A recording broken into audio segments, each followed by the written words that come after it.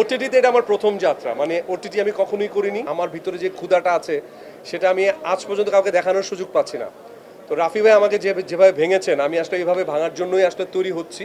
রায়হান রাফি মানি হচ্ছে এখন যে কটা প্রোডাকশন করেছে সবগুলোই অলমোস্ট সুপারহিট হয়েছে। লাস্ট তুফান, তো তুফানের ঠিক আগে আগেই শুটিং করেছিলাম। সো এইভাবেই আসলে যুক্ত হওয়া, এভাবেই শুটিং শুরু করা।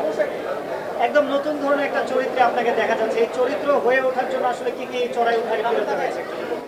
মানে আমি আসলে এইরকমভাবে কখনো অভিনয়ই করিনি আসলে, মানে এইভাবে নিজেকে লুক চেঞ্জ করে কখনোই করা হয়নি বা ডিরেক্টর ওইভাবে ভাবেনি। তো রায়হান রাফি ভাইয়ের সাথে যখন আমি প্রথম দেখা করলাম এটা অফিসে, শর্ত দিল যে চুল কেটে ফেলতে হবে। তো আমি তো ভাবলাম যে কোনো স্টাইলিশভাবে ছোট চুল করা হবে। আমি বললাম ঠিক আছে, অসুবিধা নেই, আপনি আমাকে জানান চুল ছোট করবেন কিনা। তো আমি বললাম যে আমি আজকে ডিসিশন দিলাম আমি আপনার সাথে কাজটা করতে চাই। তো ফাইনালি উনি শুধু 10-15 দিন শুধু আমার সাথে খায় আর ঘুরে আর আড্ডা মারে। আমি বুঝলাম না ভাই আপনি কি আসলে কাজটা করবেন আমার সাথে। তো ফাইনালি যেদিন লুক টেস্টের যে ব্যাপারগুলো হলো, চুল তো যেভাবে কাটলাম, আমি কাটার পর বললো না ভাই আপনাকে আরও বেশি ভালো লাগছে। তারপরে আমার ঘ্যাচ ঘ্যাচ করে চুল একদম, আপনারা দেখবেন একটু পরে, একদম যাচ্ছে তাই করে ফেলেছে চুলের। তখন আমি বুঝলাম যে রায়হান রাফির আসলে স্টাইলটা ডিফারেন্ট একটু। উনি আসলে শুধু গল্পকে প্রাধান্য দেয় না, আর্টিস্টের লুক বা আর্টিস্টের ক্যারেক্টার ঢোকার জন্য, মানে আমাকে রাহাত হয়ে ওঠার জন্য পুরো credit goes to Raihan Rafi.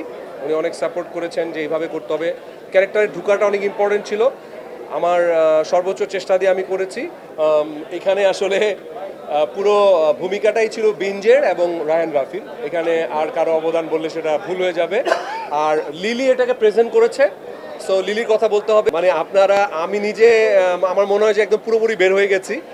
আমার আসলে আপনারা আমার পাসওয়ার্ড মুভিটা দেখেছিলেন, আমি একটু অটিস্টিক ক্যারেক্টার করেছিলাম। তখন থেকেই চিন্তা করছিলাম যে মানুষ শুধু ওই রোমান্টিক আর শুধু হিরো মার্কা এখন আর ছবি চলে না আসলে।